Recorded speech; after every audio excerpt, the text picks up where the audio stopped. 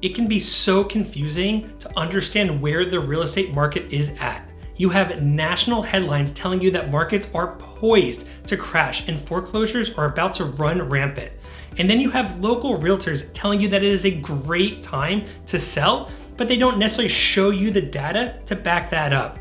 You have market forces at work that are completely out of your control, like interest rates. And a whole lot of you are left wondering what is going on and is it still a good time to get a good price for your home? So what are you supposed to do with all of these uncertain market conditions? Hi, I'm Robert Webb, team leader of the Destination NJ Home Selling Team. I'm here to help you navigate all things real estate, specifically focused on helping our clients with buying, selling, and living in the heart of NJ. I understand that a lot of sellers feel like they have missed the boat on real estate and it's all downhill from here. But I want to correct a common misconception that is out there. There is no national housing market. They are taking averages from across the entire country or just looking at specific metros, but that doesn't give you a full picture of your specific situation. So while some places like San Francisco or Las Vegas are seeing some declines in prices, other places like Miami are as active as ever. And that is where it is imperative that you understand the data that is local to your market rather than relying on headlines from a national newspaper that is trying to paint a story with broad strokes to get as many clicks as possible. And today, I want to give you 4 tips that you can use to better understand your local market conditions to come out ahead for you and your family and avoid making costly mistakes in an uncertain market. The first tip is to stay current with your local data. Real estate can change month to month or even week to week. As an example, in the beginning of this year, 2 to 3 bedroom townhomes in Hillsborough, New Jersey that I was listing were on fire. They were getting offers well above list price and were selling at higher percentage-wise than even single-family homes. But that ended abruptly towards the end of April. And while townhomes continued to sell, they just didn't sell as hot as they once were. But then single-family homes continued to rocket ahead.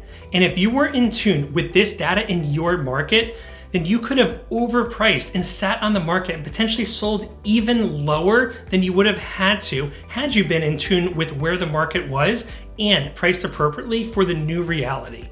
Staying current is imperative because if you were just reading national headlines, you missed the local story. Here's a list of all the towns in Somerset County and an average sales price to list price ratio. The average sales price was 103.7% of list price. So if you had a home listed for $600,000, on average, that home was selling for $22,200 above the $600,000 list price for a total of $622,200. And if you didn't know that data, you may have just assumed that all markets were dead and declining and not listed your home for sale and thus missed out on the chance to capture $22,000 straight into your checking account. That is the power of knowing the data. The second tip is to understand your town and your location and when they are going to work best within your market. Every town has its own plus and minus, and when you can think about your local conditions, you can strategically come up with a plan around that. For example, I might be more inclined to list a property in Somerville, New Jersey in the warmer months. For one main reason, the downtown.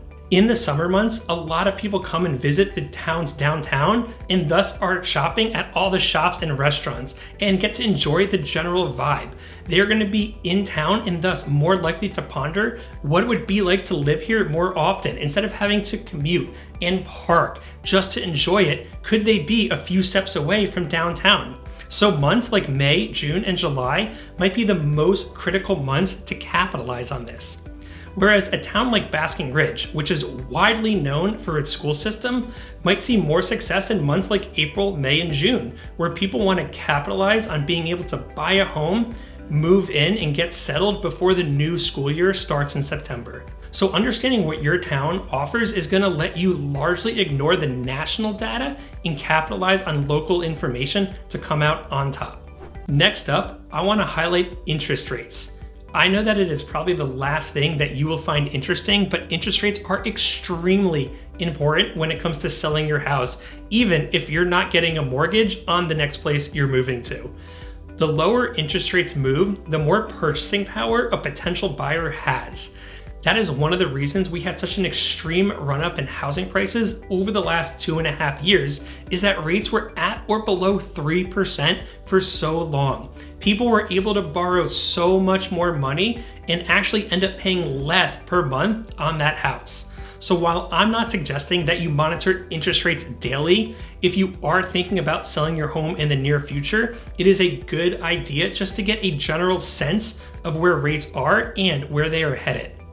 It will allow you to combine that with your local market data and really capitalize on your neighbors who aren't taking the time to watch this video. Here is a website that I always recommend that you can go on and check where rates are and where they are trending at any given point.